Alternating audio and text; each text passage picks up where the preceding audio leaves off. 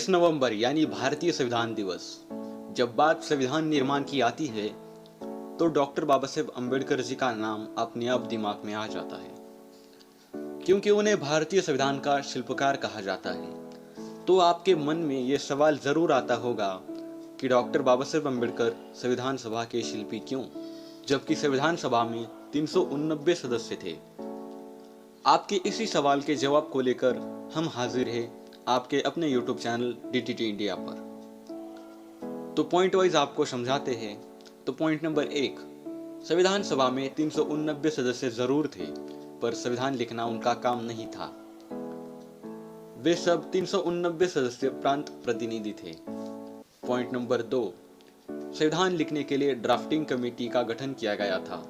Drafting committee में कुल 7 सदस्य थे और उस ड्राफ्टिंग कमेटी के टेम्पररी अध्यक्ष सच्चिदानंद सिन्हा थे, लेकिन doctor Baba Saheb Ambedkar drafting committee के पूर्णकाल अध्यक्ष रहे हैं।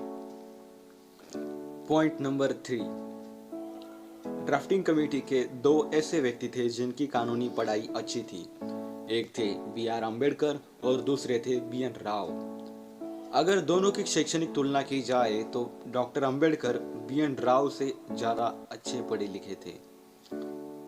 पॉइंट नंबर 4, संविधान निर्माण में डॉक्टर बाबा साहेब अम्बेडकर जी के योगदान को रेखांकित करते हुए संविधान सभा के उपाध्यक्ष तथा ड्राफ्टिंग कमेटी के एक सदस्य TT कृष्णमाचार्य नवंबर 1948 में संविधान सभा में एक भाषण में कहते हैं, सदन ये बात जानता है कि संविधान लिखने के लिए 7 सदस्यों को चुना गया है।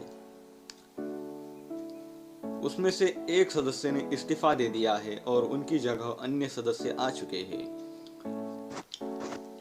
एक की इसी के बीच मृत्यु हो चुकी है, लेकिन उनकी जगह कोई अन्य सदस्य नहीं आए हैं। एक सदस्य अमेरिका में थे, उनका स्थान नहीं भरा गया। एक अन्य सदस्य सरकारी कामों में व्यस्त होने के कारण अपने संविधान निर्माण के काम को समय नहीं दे पा रहे थे। अन्य 2 सदस्य दिल्ली से दूर रहते थे। उनमें से एक का स्वास्थ्य खराब होने के कारण वे भी संविधान निर्माण में आवश्यक समय नहीं दे पा रहे थे। उसी के साथ TT कृष्णमाचार्य जी ने कहा कि कुल मिलाकर संविधान लिखने का भार डॉक्टर बाबा साहेब अम्बेडकर जी पर ही आ पड़ा है। इस बात पर कोई संदेह नहीं कि हमें उनका आभारी होना चाहिए। इस भाषण का सोर्स है संविधान सभा बहस खंड 7 पृष्ठ 231।